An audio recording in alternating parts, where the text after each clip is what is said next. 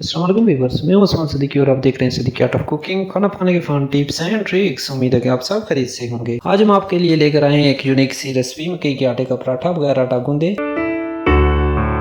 अगर आप चैनल पर नए हैं तो चैनल को सब्सक्राइब और वीडियो को लाइक करना मत भूलिएगा।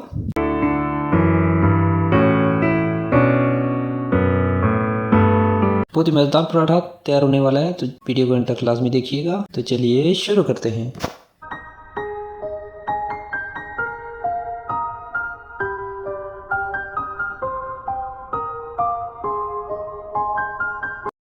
बिस्मिल्लाहिर्रहमानिर्रहीम। Welcome to Siddiqui art of cooking. ये मकई का आटा जो छान कर इस्तेमाल कर रहा हूँ। इसमें 1 चम्मच नमक ऐड किया। आप अपने जायके के मुताबिक कम या ज़्यादा कर सकते हैं। 1 अदद अंडा, ये मेरे पास मिल्क दूध है डब्बे वाला, ये ऐड करेंगे और इसे अच्छे से मिक्स करेंगे। मिक्सर से आप अच्छे से मिक्स करें। इसमें ऐड किया नमक, अंडा और दूध। इसको अच्छे से मिक्स करें। हल्का सा धनिया वगैरह आप ऐड कर सकते हैं। इसका बैटर बनाएं।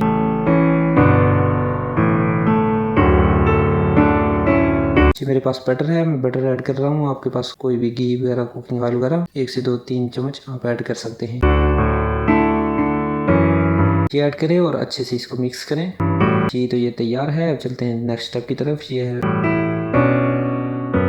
फ्राई पैन लें और इसमें मैंने बटर इस्तेमाल किया। आप कोई भी ऑयल या घी वगैरह इस्तेमाल कर सकते हैं।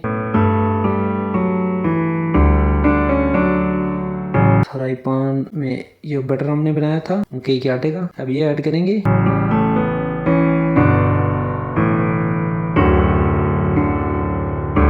इसे ऊपर से ऐसे गोल कर दें ताकि सारी जगह पर बराबर आ जाए।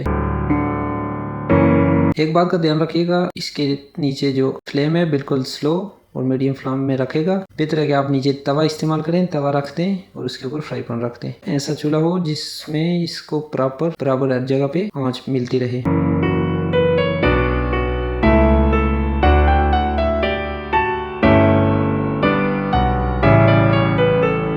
ये माशाल्लाह बहुत ही अच्छा तैयार हो गया है। इसको हम करते हैं पलटी।